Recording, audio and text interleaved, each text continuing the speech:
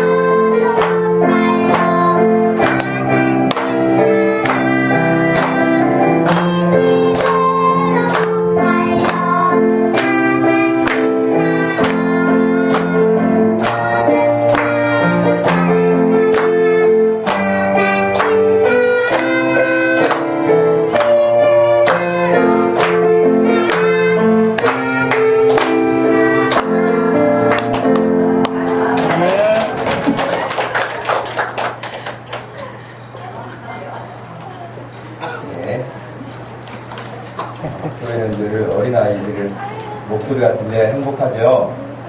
주일학교를 위해서 여러분 늘 기도해 주시고 열심히 전도합시다. 네. 이스라엘에서 전도팀에서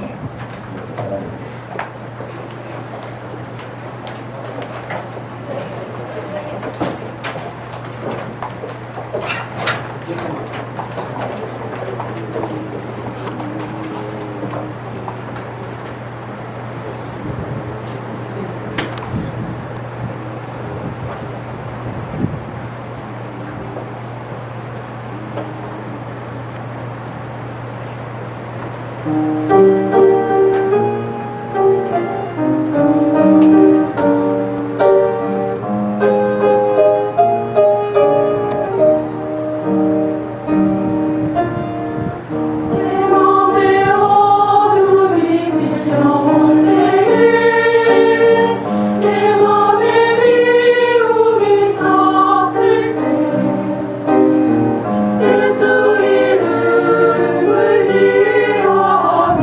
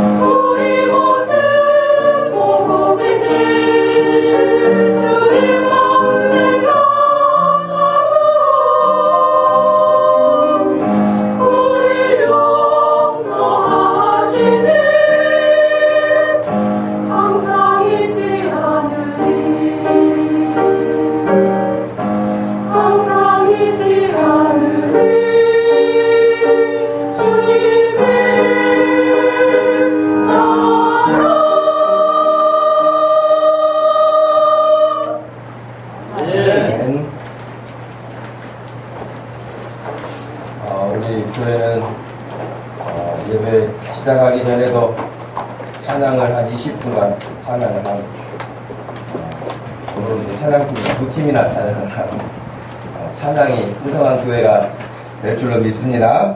네. 오늘 우리에게 주시는 말씀 마태복음 5장 1절에서 12절까지 말씀.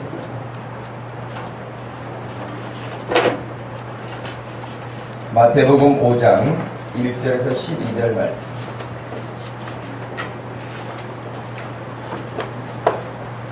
찾으셨으면 우리 한 목소리로 말씀을 읽습니다.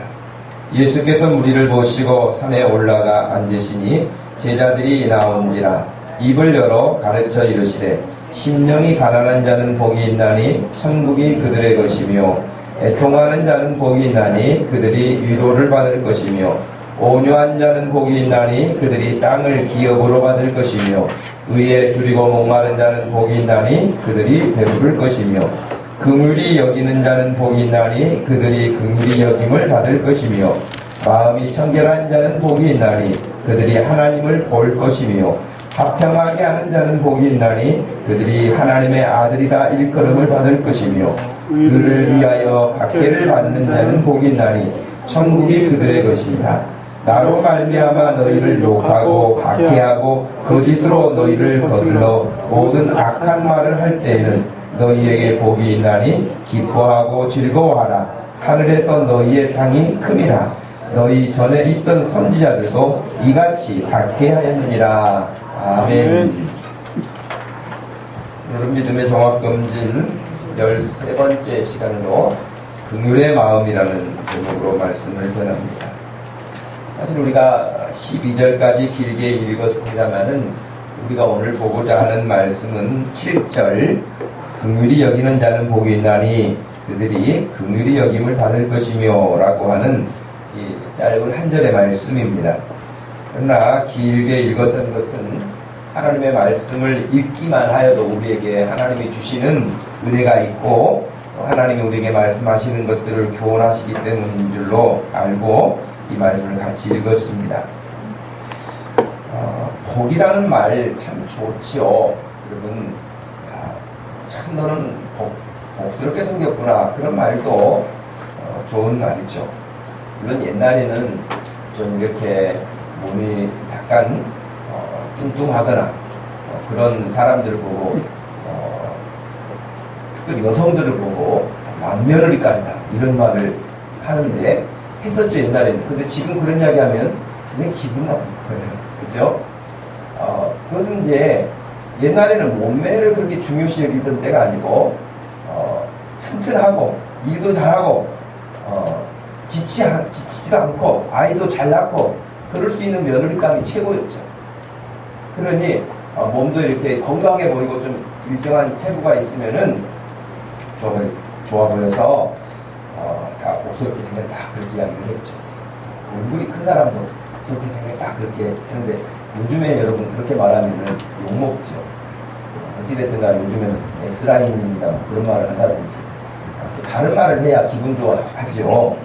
어찌됐든 간에 그래도 복스럽다는 말은 나쁜 말은 아니에요. 복스럽다 하는 말은 늘 좋은 말이죠. 그래서 복받기 바란다 뭐 그런 이야기도 하고 우리가 할 수 있는 모든 일에 있어서도 그런 하나님의 복뿐만 아니라 이 땅에서 사람들이 생각하는 그런 복의 개념을 가지고서도 그렇게 우리가 서로 이야기를 하죠. 그런데 오늘 우리에게 나와 있는 이 말씀 가운데 흔히 팔복이라 그렇게 말하잖아요. 팔복이라 그렇게 말을 하기도 하지만 그 복이 있다라고 말씀하신 그 복, 헬라어 성경에서는 마카리오이라고 하는 말로 이 단어가 쓰여 있는데요. 이것은 그 형용사인데 어떤 그 복이라고 하는 개념이 상대적인 그런 복이 아니에요. 예를 들면 나는 복일 수 있는데 다른 사람은 복이 아닐 수도 있잖아요. 어떤 사안이. 여기서 말하는 복이라는 것은 하나님이 보실 때에 그것은 복이다. 그래서 복인 거예요. 뭐 저는 그런 복 별로 좋지 않은데요? 라고 해서 나는 그런 복 받고 싶지 않아요. 그러니까 그게 나에게는 복이 아니에요. 그렇게 말할 수 있는 복이 아닙니다. 그러니까 하나님께서 말씀하신 대로 그것이 복이다 라고 해서 그게 복인 거예요. 근데 왜 지금 이제 포스트 모더니즘이라고 하잖아요. 지금 우리가 살고 있는 후기 산업 현대 사회에서 다 이것은 이제 절대적인 기준들은 날아가고 모든 것이 다 상대적이에요. 그래서 다른 사람은 너무 좋다고 하는데 자기는 자기 기분에 그날 따라서 감정상 그것이 좋지 않으면 받아들이지 않는 거예요. 다른 사람은 다 진리라고 말하지만 자기는 자기 기분이 좋지 않고 자기가 원치 않으면 거부하는 거예요. 이런 복이 아니에요. 성경에서 말하는 또 오늘 본문에서 말씀하고 있는 이 복은 사람의 감정이나 환경이나 또 문화나 이런 것과 상관하지 아니하고 하나님이 말씀하신 대로 보시기에 좋은 거고 하나님이 원하시는 것이고 하나님이 기뻐하시는 것이고 하나님이 그럴 때에 영광을 받으시는 그런 복이죠. 현대인들 그 제일 싫어하는 것 가운데 하나 아니겠어요? 하나님께서 복이다 그러면 그래요? 이렇게 받아들여야 되는데 왜 그게 복인데요? 부터 시작해가지고 나는 싫은데요? 나는 아닌데요? 그 복을 받고 싶지 않은데 등등등 해서 이유가 많은 시대가 됐어요. 이유가 많은 시대가 되는데 그 이유를 다 존중해주는 시대가 됐어요. 이게 굉장히 큰 병폐를 가지고 있죠. 그들 마음속에 하나님이 계시지 않기 때문에 하나님의 자리에 전부 다 자기 자신들이 하나님의 자리를 대신하고 앉아있는 거예요. 그래서 하나님이 말씀하셨는데도 불구하고 내가 아니면 아닌 거지 하나님의 말씀이 무슨 소용이 있습니까? 라고 하는 그런 마음으로 거부하는 거예요. 어찌 보면 좀 더 깊이 생각해야 할 부분들인데도 불구하고 전혀 생각하지 않고 지내는 경향들이 큽니다. 감각적으로 느껴지는 것들은 늘 즐기지만 좀 생각해야 할 부분들에 대해서는 생각이 없는 시대를 우리가 살고 있는 것도 모릅니다.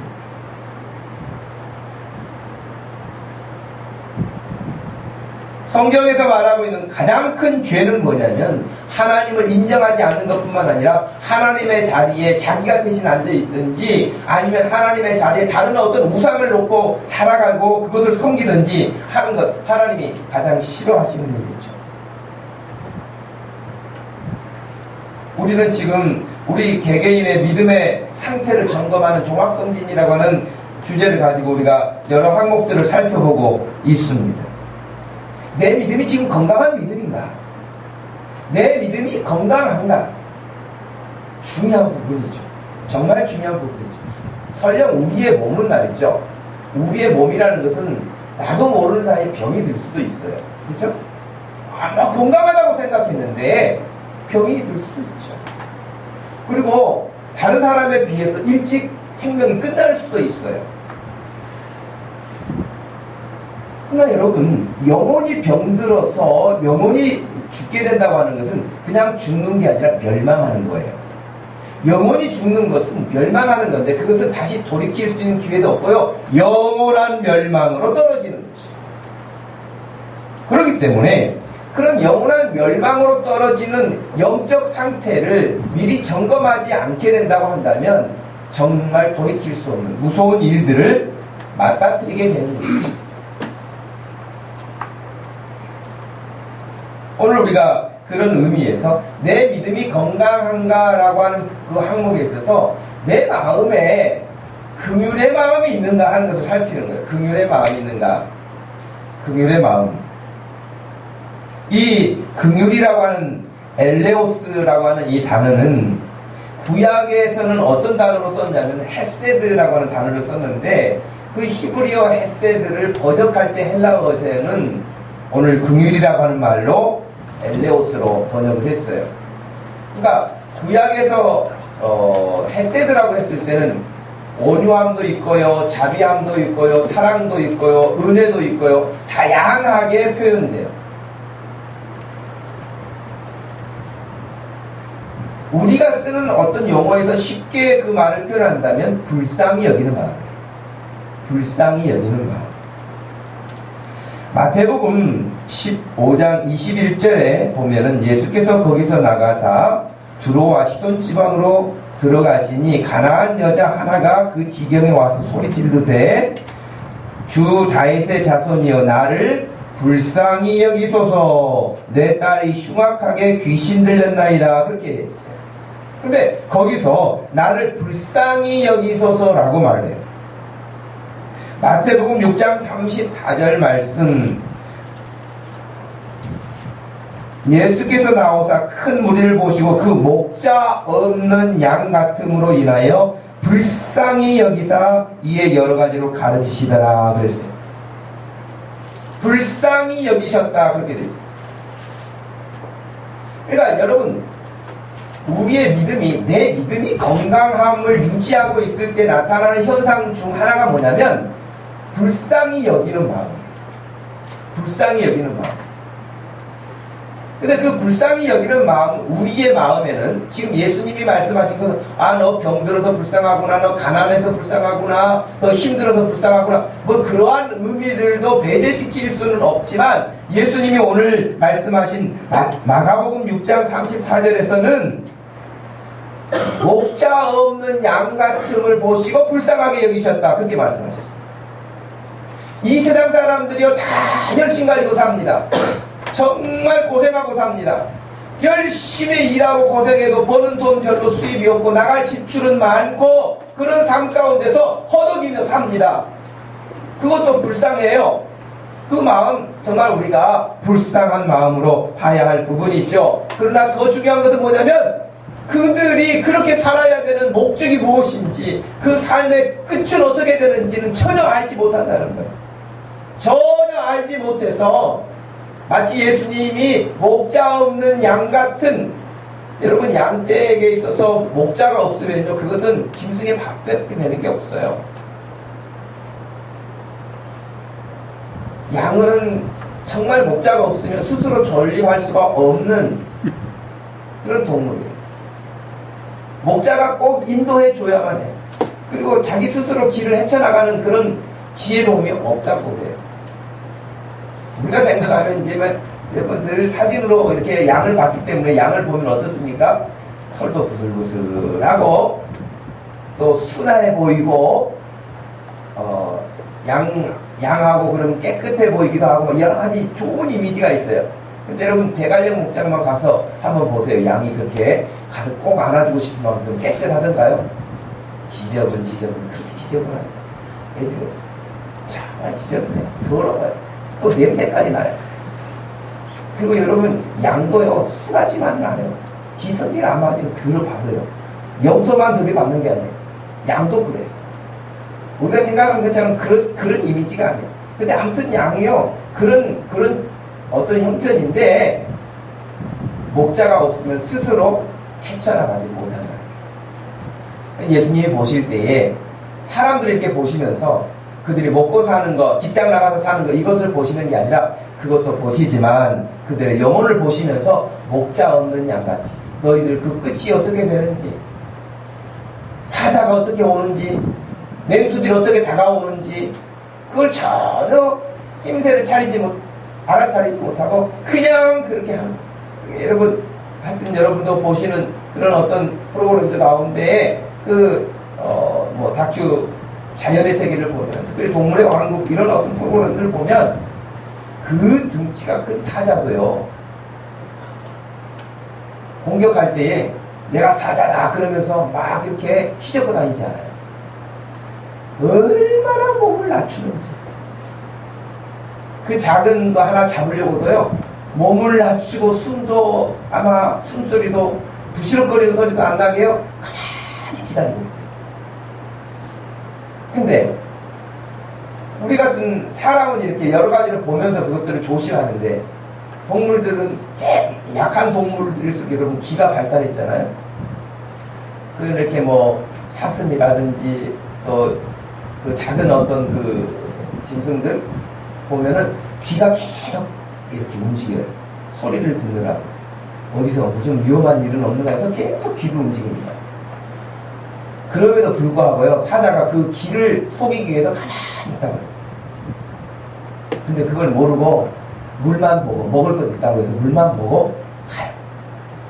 물 먹으면서도 가끔 고개를 들고 살피기는 하지만 물만 먹는 그런 애들은 거의 잡혀요. 거의 잡혀요. 근데 예수님이 이렇게 사람들을 보시는데 마치 사자가 웅크리고 지금 숨어 있는데 그건 모르고 물만 보고 간 것처럼 돈만 보고 가, 사람들이. 돈만 보고 가. 그 끝에는 어떤 함정이 지금 도사리고 있는지 몰라. 자기가 좋아하는 쾌락만 보고 세상 즐거움만 따라가. 그 끝이 어떻게 끝나는지 모르고. 그런 영혼들을 보시면서 예수님이 목자 없는 양같이 불쌍해. 목자가 있으면요, 맹수들이 있으면 그 지팡이를 가지고 쫓아내기도 하고 막기도 하고 보호하기도 하잖아요. 근데 지금 예수님이 보시니까 이 사람들이 목자 없는 양같이 살고 있다는 거예요. 지금 여기 있는 저와 여러분들은 교회 공동체 안에 우리 주님의 품 안에 목자 되신 우리 예수 그리스도의 품 안에 다 지금 들어와 있는 양인 줄로 믿습니다. 그렇기 때문에 우리는 그 목자 되시는 예수님이 늘 말씀하세요. 야, 저기 가면 안 된다. 저기 위험하다. 여기 가면은 위험하다. 저기 가면 좋은 곳이 있다. 젖과 꿀이 흐르고 목초지가 있고 또 마실 물도 있고 또 내가 너희를 보호할 테니 마음 놓고 먹고 마시고 쉬어라. 그리고 밤이 되면 여러분 그 양을 보호하기 위해서 이렇게 우리 예배당처럼 울타리를 쳐요. 울타리를 치고 양을 이렇게 다 집어넣을 때 늘 하는 일이 있어요. 그건 뭐냐면 목자가 카운트를 하는 거예요. 오늘 100마리였다. 그러면 100마리가 들어와야죠. 100마리가 아닌데 한 마리가 없네. 그러면서 끝나는 게 아니에요. 여러분 우리 잘 아는 누가복음 15장에서도 100마리 양이 있었는데 한 마리 잃어버린 양을 위해서 찾고 또 찾으러 간다 그랬잖아요. 그러니까 목자는 늘 알고 있는 거예요. 양이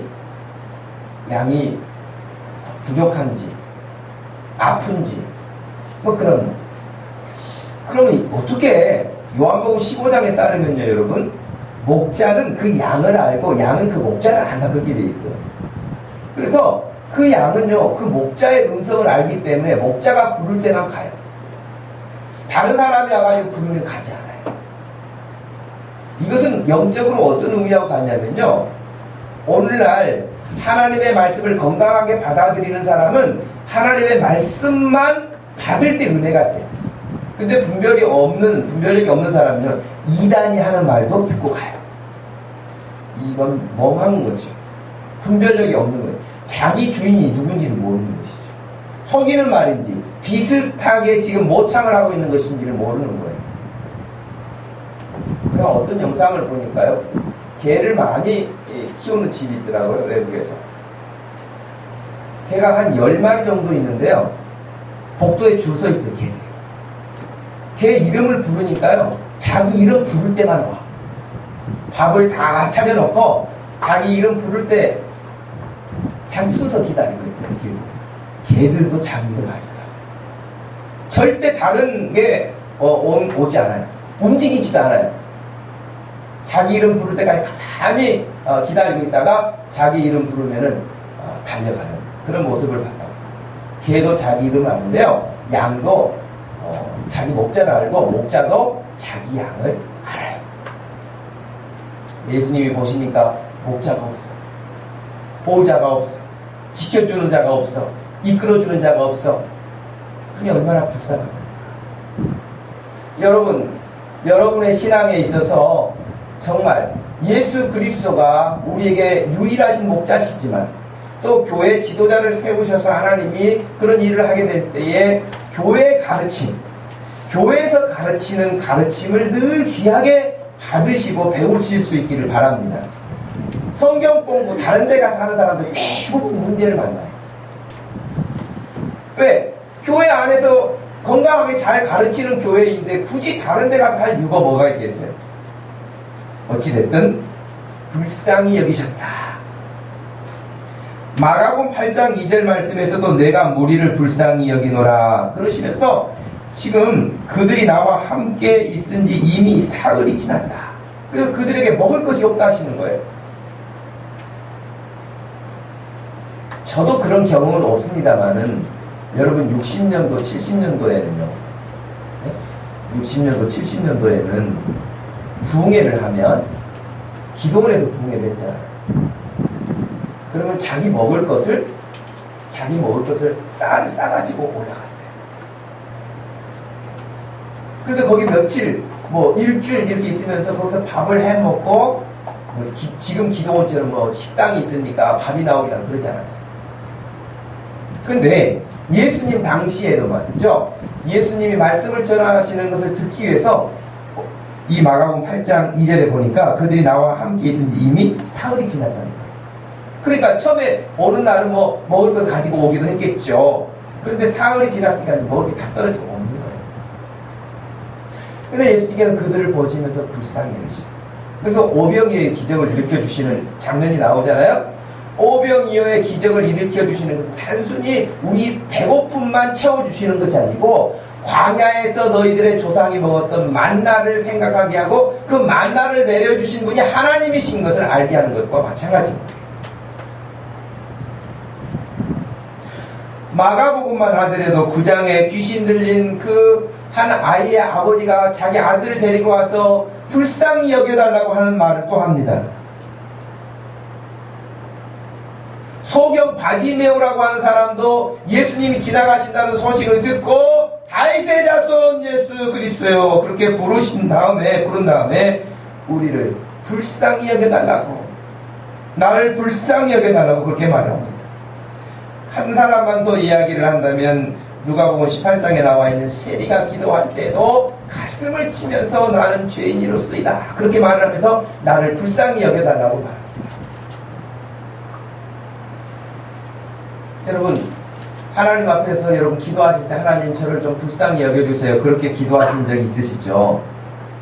저는 새벽 기도 나와서 기도할 때마다 그 첫 번째 기도할 수밖에 없는 게 그거예요. 주님이 나를 불쌍히 여기지 않으시면 소망이 없어요.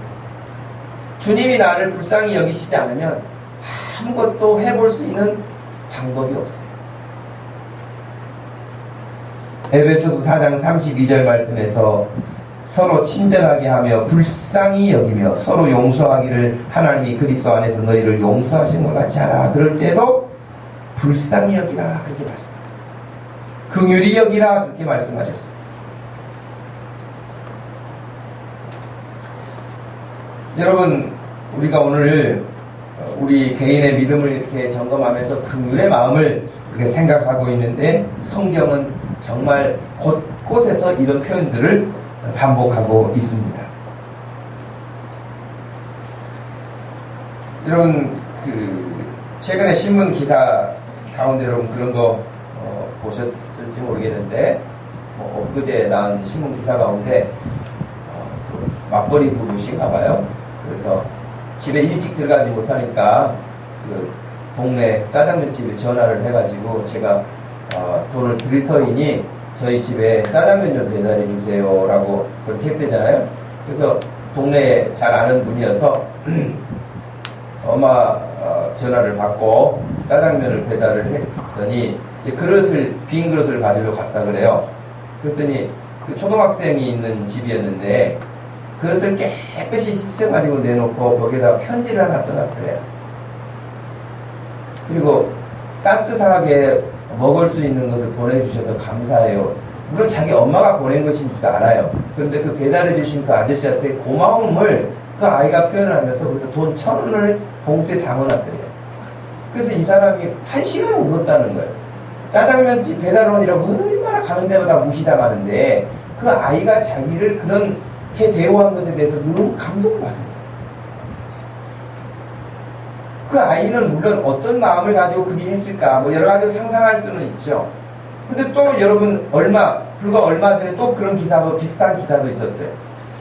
택배 아저씨가 왔는데 그 자기 아이가 말을 좀 안 들었는가 보죠. 그랬더니 택배 아저씨가 왔는데 생수를 배달하는 아저씨인데 가시기도 전에 그 아저씨가 가시기도 전에 자기 아이 훈육하면서 너 공부 안 하면 저 아저씨처럼 택배하는 거예요. 얼마나 서럽고 힘들겠어요. 누구는 택배하고 싶어서 하겠어요. 근데 여러분 엄밀하게 따지면 현실 그럴 수도 있죠. 공부 안 하고 자기 준 어떤 하나님이 주신 달란트를 잘 개발하지 못하고 자기가 해야 할 일들을 열심히 안 하면 열심히 해 뭐든지 열심히 해야 되는데 열심히 안 하면 그냥 살 수는 없으니까 뭐라도 하게 됐죠. 그것이 어떤 면에서는 맞을 수도 있고요. 어떤 사람은 열심히 했는데도 결과가 안 좋아서 지금 임시적으로 그 일을 할 수도 있고 또 자기가 할 수 있는 그 일밖에 없어서 그 일을 할 수도 있고 다양할 수 있어요. 그런데 사람에 대해서 평가를 하고 그 직업에 대해서 말할 때 그렇게 말을 하는 소리를 들으면 얼마나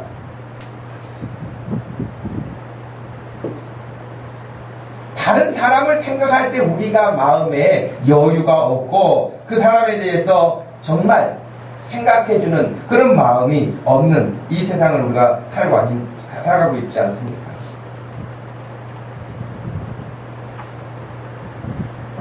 제가 몇 주 전에 금요 기도회 때도 그런 말씀을 드린 적이 있습니다만 저도 결혼해서 지금 올해가 18년 됐는데 이사를 7번을 했더라고요. 이사를 7번을 했는데 제가 그 말 한 다음에 또다시 생각을 해보니까 7번 하면서 7사람만 만난 게 아니더라고요. 왜냐하면 우리가 이사하면은 우리 이사하는 집에 또 사람이 들어오잖아요. 그러니까 들어가고 나가고 하는 이런 관계 속에서 만나니까 최소한 10명 넘게 만나는 거예요, 사람을. 그런데 놀랍게도 집 7번 바뀌는 가운데 집주인 크리스찬들이 4명 있었어요. 4명이 기독교인들이었어요. 한 사람도 우리에게 좋게 해준 사람은 없었어요. 기독교인들 7집 가운데 나머지 사람들은 예수 안 믿는 사람들이었는데 다 친절했어요. 참 이상하리라 만큼. 근데 더 놀라운 건 뭐냐면 우리가 이사 나가게 될 때 또 이사를 들어가게 될 때 그 관계 속에서 만난 사람들 중에 이렇게 잘 기억하고 있는 사람 가운데 예수님을 믿는 사람들, 교회 뭐 권사이기도 하고 교회 직분이기도 하고 있는 사람들인데 그 사람들을 몇 사람 만나는데 다 인색하고 배려가 없었어요.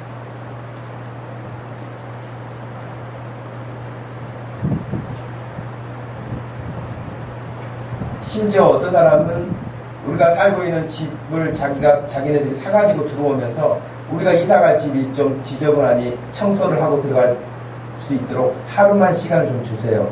자기네들은 언제라도 들어올 수 있는 그런 형편이었습니다. 그런데 그렇게 아주 매몰차다시피 그래서 아마 집도 사고 부자가 되는 거 아닌가 싶기는 해요. 그런데 전혀 배려가 없어요.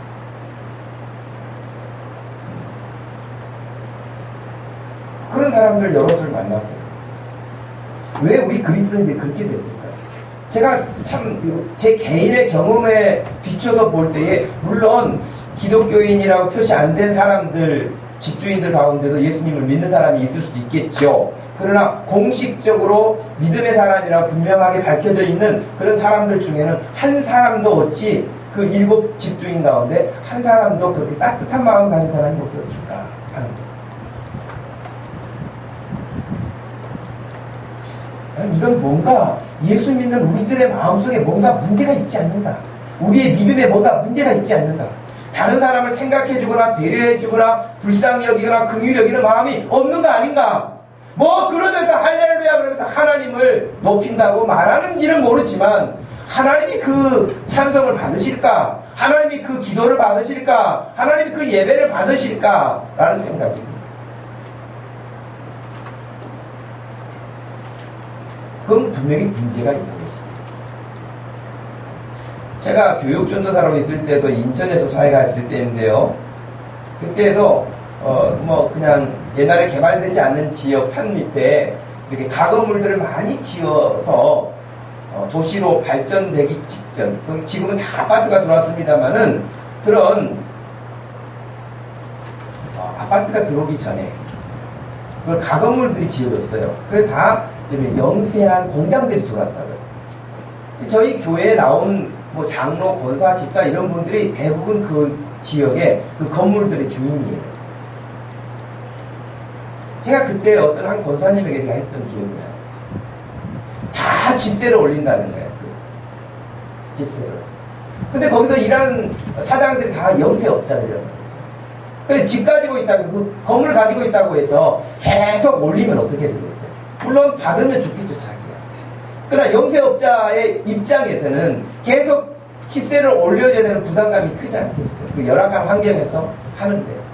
제가 성경 공부하면서 권사님, 그 사람이 권사님이 조금만 덜 받고 배려해 주시면 더 빨리 자립해서 자기가 땅을 사서 나가든지 아니면 다른 일을 하면서 나갈 때에 권사님이 배려해 주는 마음을 모르시겠습니까? 알겠죠? 여러분 가끔 그런 이야기 있잖아요. 새 들어 살던 사람들이 집 나가면서 그래도 늘 이렇게 마음 써주셔서 우리가 집을 사게 됐어요. 여러분 그런 이야기 듣죠? 그러면 그 마음이 얼마나 좋겠어요? 주인집이 다른 집과 비교해가지고 집값도 올리지 않고 그냥 처음 갔던 그 집값 그대로 오래도록 살도록 하면서 빨리 집 사, 돈 모아서 빨리 집 사, 그렇게 배려해주고 정말 그렇게 해서 집을 사가지고 나가면 얼마나 기분이 좋겠어요? 계약 변경될 때마다 또 와서 올려달라, 또 와서 올려달라. 그럼 얼마나 조이는 거예요? 가난하고 힘들고 어려운 사람들에 대해서 말이죠. 왜 예수 믿는 우리 마음속에 그런 배려의 마음이 없어서야 되겠느냐 말이죠.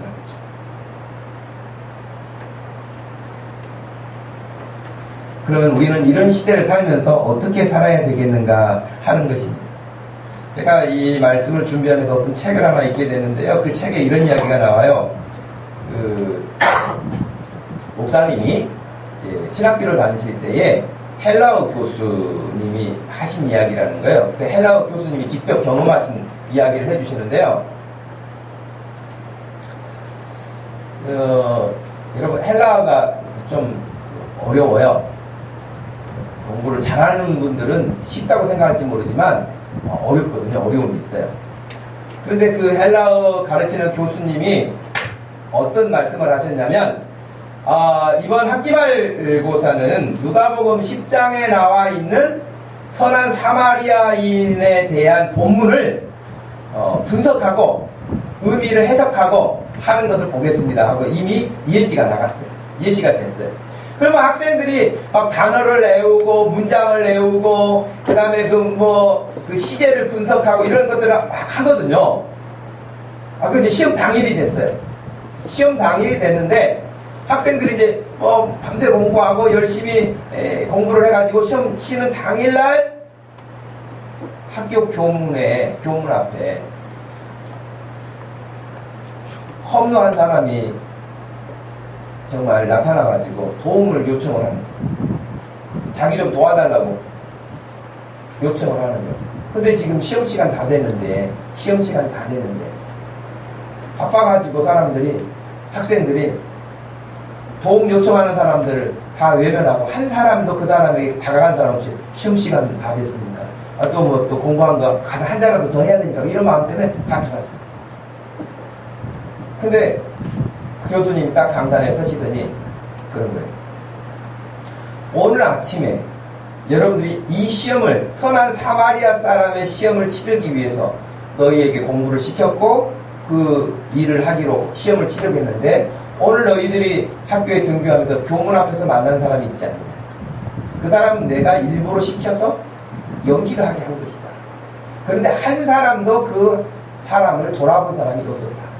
그러니 한 사람도 그런 마음을 쓰지 않으면서 누가복음 10장의 선한 사마리아 사람에 대해서 이해했다고 시험 치를 수 있는 자격이 없다. 시험 치르지 않겠다. 좀 여러분 의미가 있지 않습니까? 누가복음 10장의 선한 사마리아 사람에 대해서 막 분석을 하고 문법을 연구를 하고 의미를 해석하고 무슨 의미가 있겠냐는. 참 그 교수님이 지혜로운 분이시죠.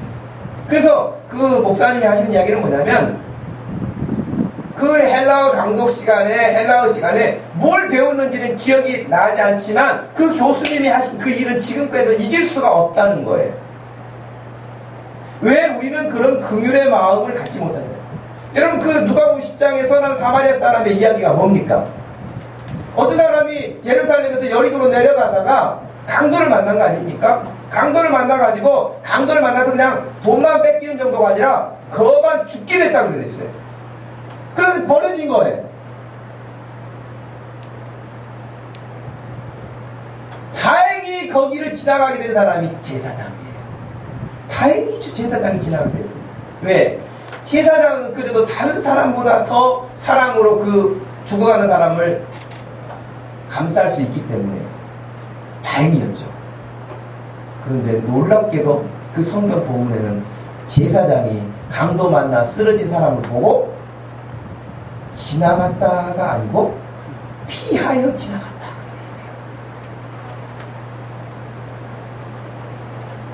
아마 제사가 약속되어 있었는가 보죠. 하나님께 제사 드려야 될 시간이 다가왔는가 보죠. 오늘날 그 말은 여러분, 그 당시의 제사장은 오늘날로 목사로 바꿀 수도 있거든요.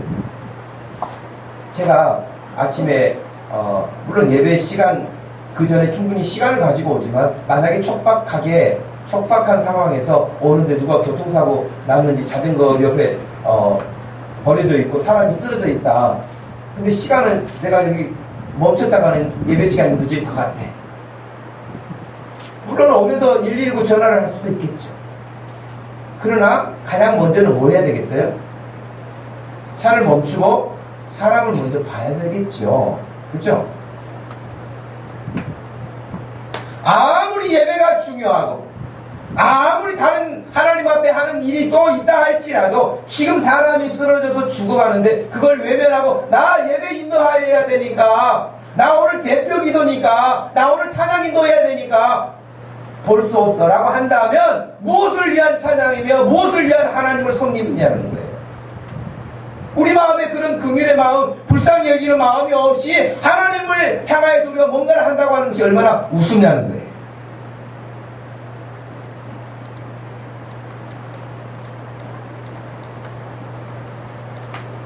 제사장은 그렇게 지나가는데 그래도 두 번째는 다행인 사람이 레위인이 지나가게 됐어요. 레위인은 오늘날로 말하면 그래, 교회 중직자들이라고 할 수 있죠. 장로나 권사나 집사일 수도 있죠.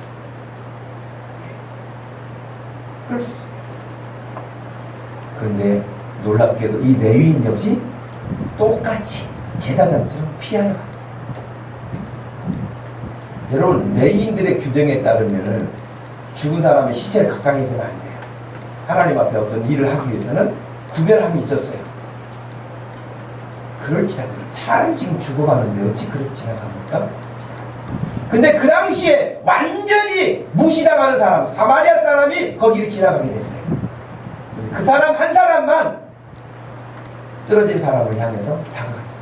다가가서 돌아보았을 뿐만 아니라 그 사람을 주막 여인숲 같은 곳에 데리고 와서 자기가 가지고 있는 포도주로 깨끗하게 처리를 하고 부탁하기를, 내가 지금 다른 일이 있어서 돌아올 때에 더 돈이 들어간다면 갚을 것이니 이 사람을 치료해 주시오 하고 갔단 말이죠. 예수님이 물으셨어요.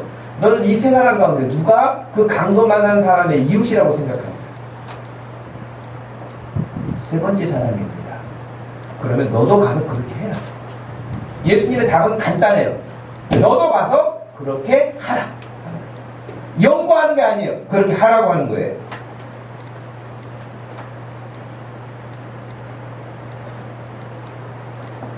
긍휼의 마음이라는 것은 결국 불쌍히 여기는 마음이에요. 나는 우리 교회 성도들이 긍휼의 마음을 품어서, 불쌍히 여기는 마음을 품어서 사랑이 넘쳐나고 사랑이 이게 마치 그 물을 끓이면 보글보글 올라오는 것처럼 사랑의 온도가 높아져서 사랑으로 뜨거워지는 교회가 되기를 축복합니다. 여러분의 마을도 그랬으면 좋겠고 우리 교회 공동체도 그랬으면 좋겠고 우리가 머무는 모든 영역이 그리 되었으면 하는 것이죠.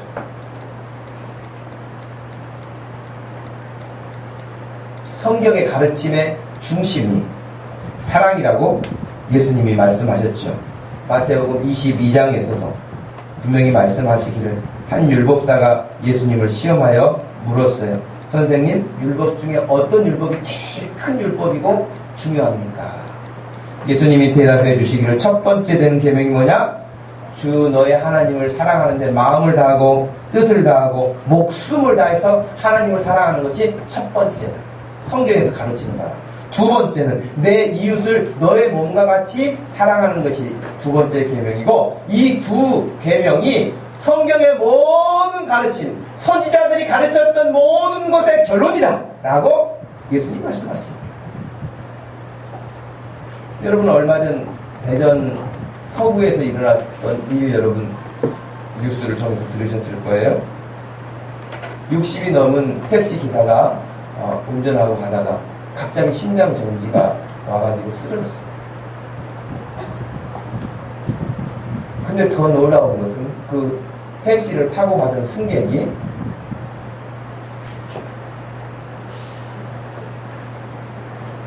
트렁크 열어가지고 골프 가방만 꺼내고 그냥 갔어요. 다른 택시 타고 가버렸어요. 그 택시 기사 죽었어요. 그 기사를 자기들도 받는 거야. 그래 전화를 했대요. 자기들이 비행기 탑승 시간 때문에 그럴 수밖에 없었다. 그래. 설령 어디 가는 비행기 티켓 100만원, 200만원 그 부부가 골프 그날 안 치면 어때? 사람이 죽어가는데 골프 안 치면 어때요? 그렇죠? 근데 골프 치겠다고 비행기 타야 된다고 사람이 지금 쓰러졌는데 그 택시에서 내려가지고 트렁크만 열고 가방만 빼가지고 다른 택시를 탈 수 있을까? 우리의 인성이 어찌 이렇게 됐을까? 하는 거예요. 뭐 뉴스에도 뭐 나와서 우리에게 잘 알려진 분이 결국에는 죽었다고 하는 이야기를 듣고 너무 마음 아파요. 자, 그래서 이런 사람들 한번 생각할 수 있도록 제가 이 영상을 여러분들 하나 보여드리려고.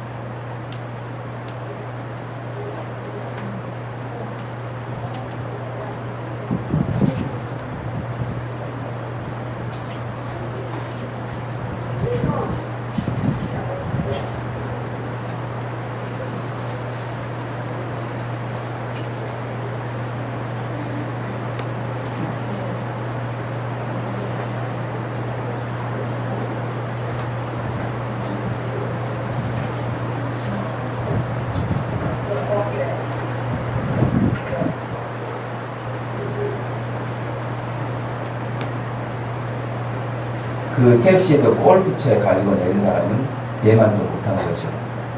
그죠? 얘만도 못한 거죠, 한마디로.